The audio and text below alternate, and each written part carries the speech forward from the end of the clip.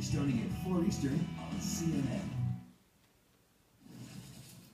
In her pursuit to die the way she would like, a terminally ill woman has brought new life to the Death with Dignity debate. Right now, just 5 states have some form of law that allows some terminally ill patients to receive lethal medications, and among them, the state of Oregon, where Brittany Maynard moved to specifically to be able to, quote, die on my own terms. That is precisely what she penned in this new CNN.com article that is, let me just tell you, a must-read.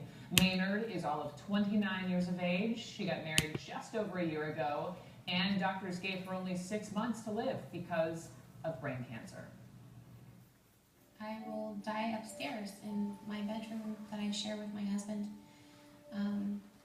with my mother and my husband by my side, and pass peacefully with some music that I like in the background.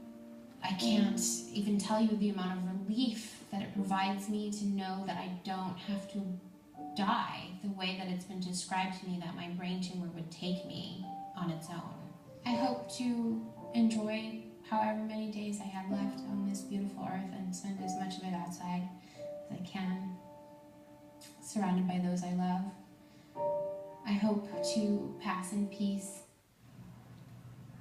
Now, in her time remaining, Maynard is taking this whole thing public, as you saw, releasing this video calling for other states to adopt these death with dignity laws, and there has already been resistance. In fact, in 2012, Massachusetts voters rejected it.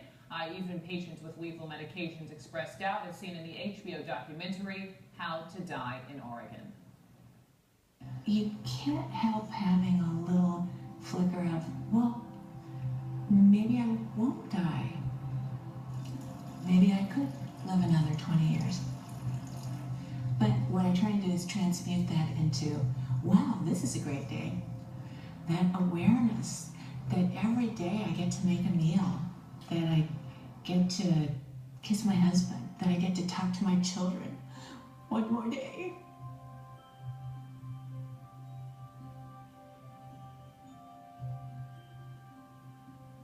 That's great.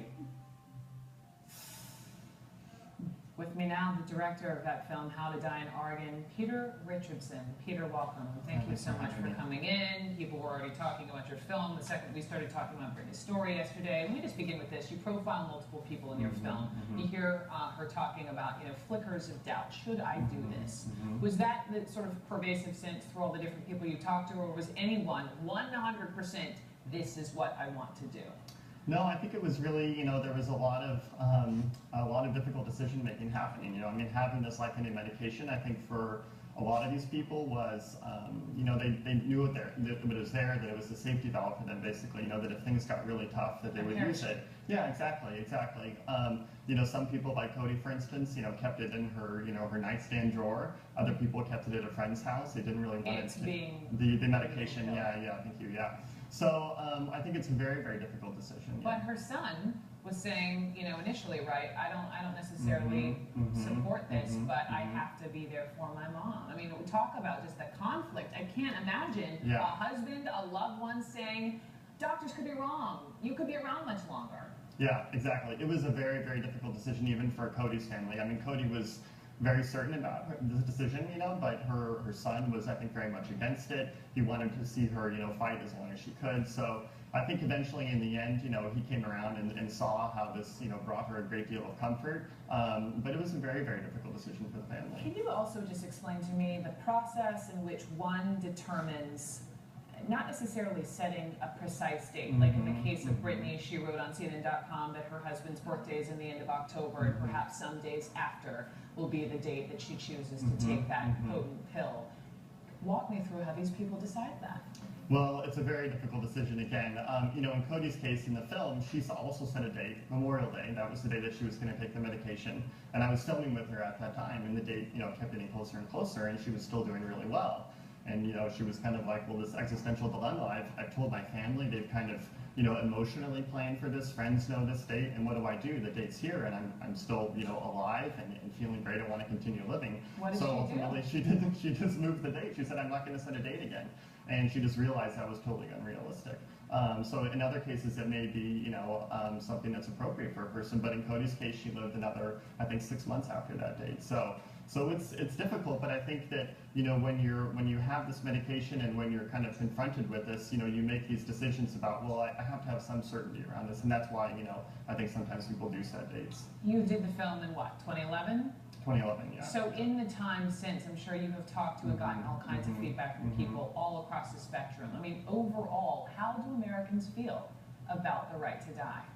Well, it's a good question. There's a lot of polling out there, and I think a lot of the polling, when the words like aid in dying or right to die or death with dignity are used in these polls, I think that there's quite a lot of support. When words like assisted suicide are used, there's not very much support. So a lot of it is around, you know, the language that we use around this Rights choice ultimately. Versus suicide. Exactly, choice very versus different suicide. meanings. Yeah, exactly. So yeah, it is interesting. So, you know, I'm sure that there are current polls out there as well. I think that, you know, people who've seen the film, you know, come into it with a variety of different viewpoints, and they leave the film with a variety of different viewpoints. But, you know, my intention in making it was really to kind of share the story that I felt was untold, because it's, you know, it's a very specific story to a certain situation and in a certain state, but it's also a very universal decision as well, and it's something we're all going to confront. Absolutely, and just hearing Cody say, you know, now I really just appreciating kissing my husband and preparing meals each and every day, and it's not just these people who are faced with death all too soon, it's their loved ones, that life is indeed short. Yeah. Peter Richardson, your film is How to Die in Oregon. Thank you so much for coming out. I really appreciate it. And make sure you stick around, because next hour we have actually a special panel. Really wanted to talk a lot about this issue because a lot of you are tweeting us and talking about this amongst yourselves. So we'll be airing two different pieces, Death with Dignity. Don't miss the discussion and the debate. And send me tweets at Brookby CNN. But coming up next, we told you about the death of